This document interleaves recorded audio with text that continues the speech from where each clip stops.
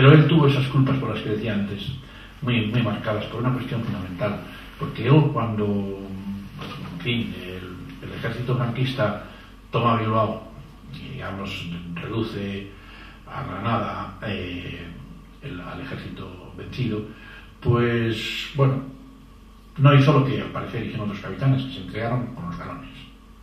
A él le decían: no te preocupes, que nos tenemos que entregar con los galones, porque en realidad, según los convenios de Ginebra, esto nos van a respetar, nos van a hacer un juicio justo, esas cosas que se dicen cuando uno no tiene móviles ni sabe qué pasó después en la guerra, ¿no? Y en la posguerra. Y Gabriel durante toda la vida lo dejó escrito, tuvo esa especie de descomposición, porque él había sido amigo de Neruda, de Lorca, de todos los intelectuales, digamos, de pensamiento progresivo, por no decir de izquierdas, en la República, pero también de otros poetas que no lo eran. Es decir, Gabriel Celaya tuvo incluso en la posguerra un entendimiento y un discurso dialéctico positivo y crítico, por supuesto siempre crítico, con otros poetas, digamos, que llamaban del régimen. Yo qué sé, pues desde Luis Rosales hasta, entre comillas, Gerardo Diego,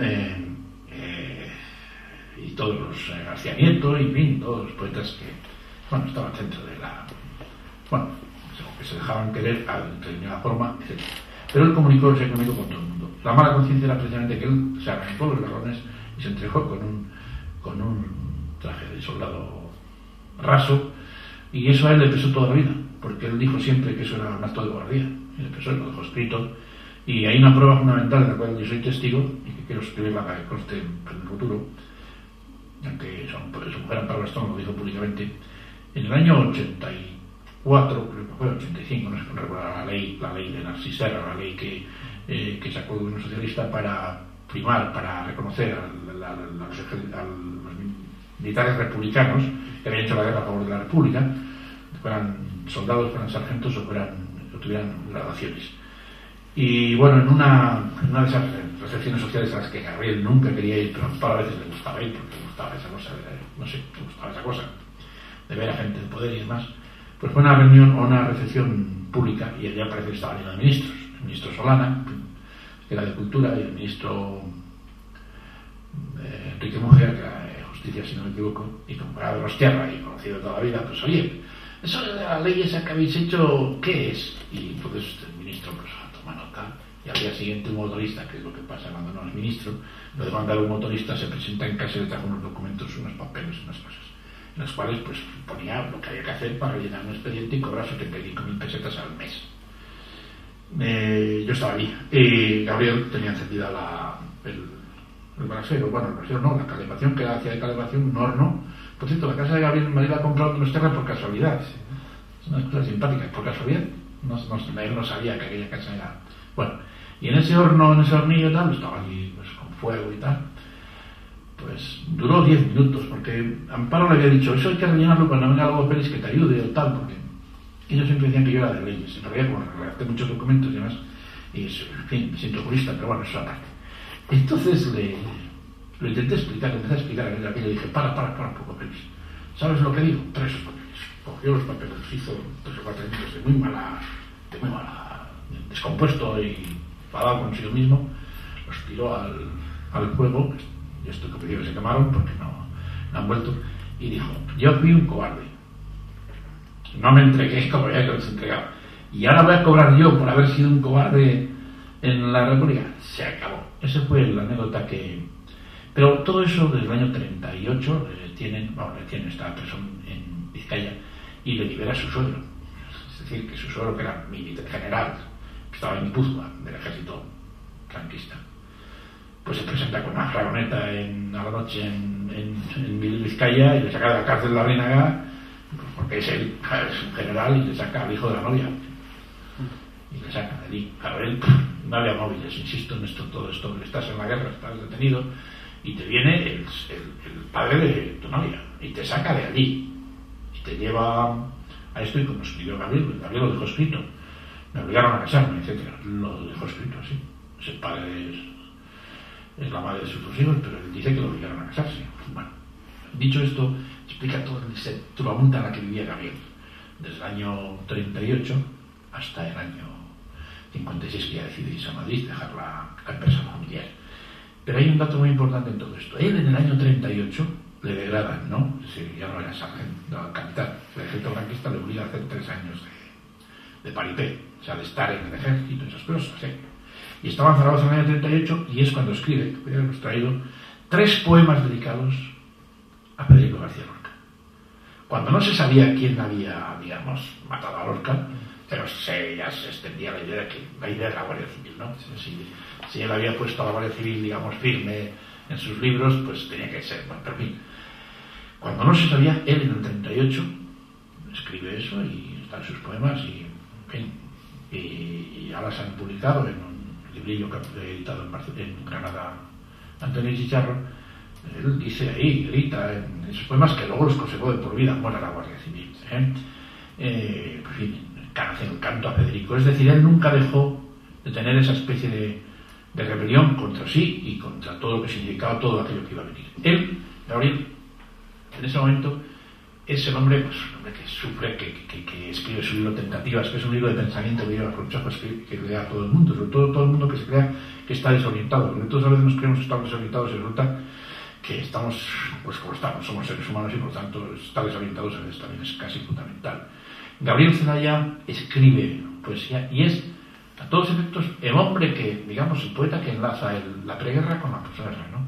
Pero en la posguerra no se está quieto. Y en el año 47, bueno, y ya antes, había publicado ya una serie de artículos en la prensa donostiarra, en la prensa del régimen, donde vindicaba a Miguel Hernández y a Federico García Lorca, que son artículos que están ahí, por cierto, recogidos ahora en el libro de los ensayos, pero estaba en la hemeroteca, y la hemeroteca no se puede barrer ni borrar.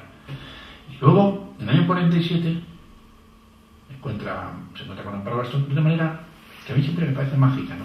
Él va a llevar unos libros de tentativas, un paquetito, a venderlos en una librería de San Sebastián, la librería Relieve en la calle Miracruz. Y en el cristal dice que pasó por ahí una chica y se quedó mirando a la librería y se reflejaba la imagen de esa chica, que era Amparo Bastón, una mujer guapa, anacroente.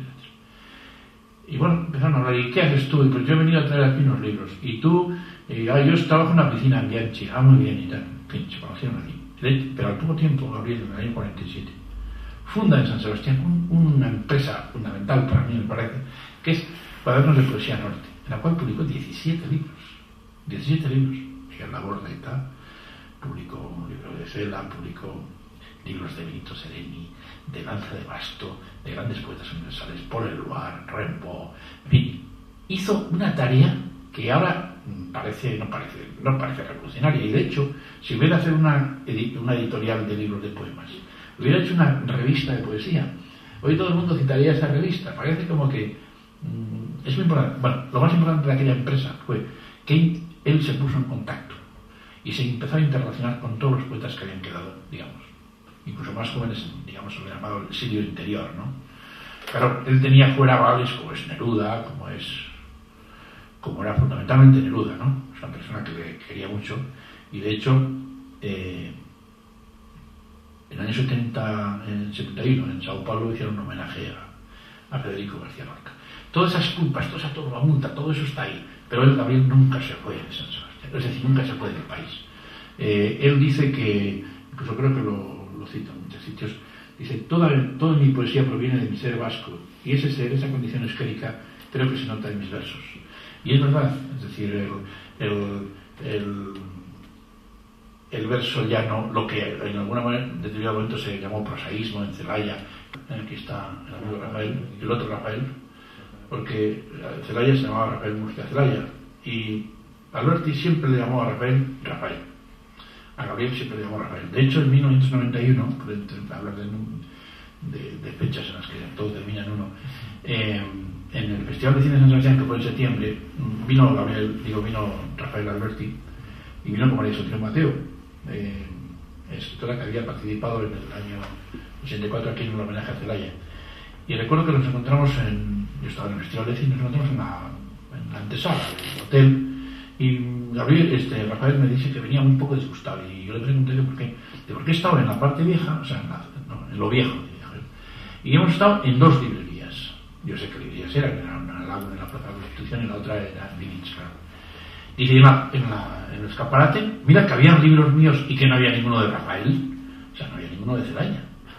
Digo, pues es normal, tú sabes perfectamente que la prensa ha dicho, viene Rafael Alberti al Festival de Cine de San Sebastián, y los libreros, como tienen ese sentido de la oportunidad comercial, pues han puesto libros de Gabriel. Pero eso a él, digo Rafael Alberti, digo los tuyos, pero a él eso le indigna.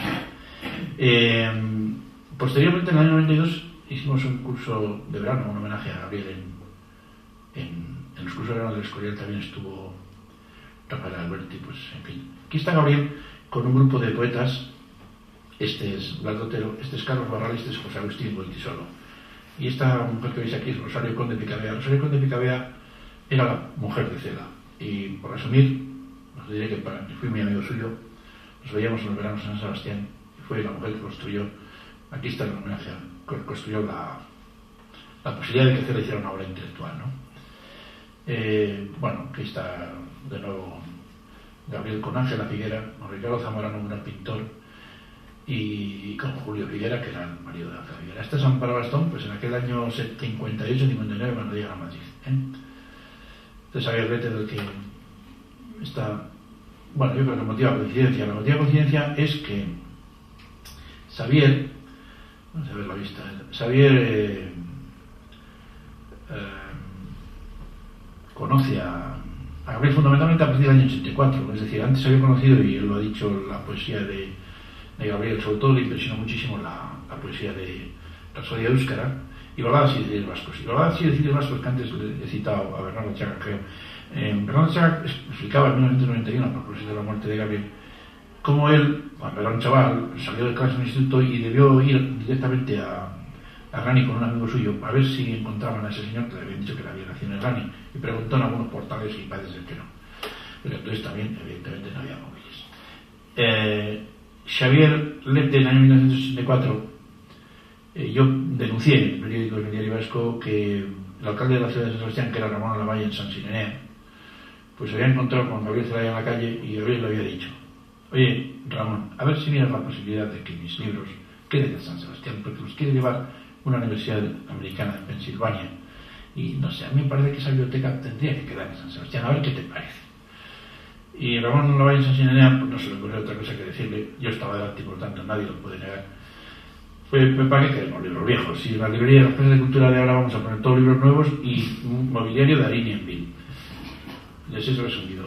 Entonces Xavier Lete, inmediatamente cuando vio eso en el periódico, me llamó, y a las 11 de la mañana había llamado a Madrid a Gabriel Zelaya y le dijo: era octubre, Gabriel, quiero urgentemente estar contigo, y va a ir conmigo el diputado de Cultura, Manuel Murua, y tenemos que resolver cosas. Y entonces decidieron en aquel momento publicar Trilogía Vasca, que recoge Rapsodia Éuskara, baladas y deciles vascos, e Ixil, que es un poemario que está incluido ahí en Orígenes, era parte de él, pero que en su día pues estaba suelto y, bueno, en fin, no estaba inédito. Esto lo editamos luego en el 90. Dicho esto, eso fue muy importante para Gabriel, porque en aquel año 84 él se sintió reconocido y querido.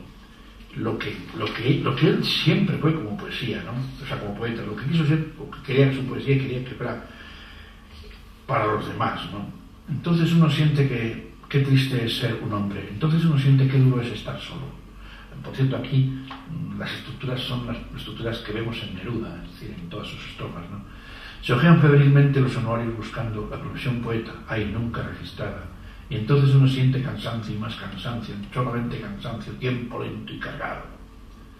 Quisiera que escucharais las hojas cuando crecen, quisiera que supierais lo que es abrirse el aire, creyendo que uno colma de evidencia al instante con su golpe de savia y ascendencia situada. Quisiera que pensarais, después de tanto esfuerzo, que esa gloria y sorpresa por luz fueron nada. Lloraríais conmigo la lágrima o la estrella, lloraríais verdades de temblor transparente. Caeríais como gotas de los pesos afligido, y en lo pálido y liso diminutos tambores sonarían al paso de los números neutros, con largos sumandos de implacable cansancio. Dice: da miedo ser poeta, da miedo ser un hombre consciente del lamento que sala cuanto existe, da miedo decir alto lo que el mundo silencia, mas ahí es necesario, mas ahí soy responsable de todo lo que siento y en mí se hace palabra, gemido articulado, temblor que se pronuncia.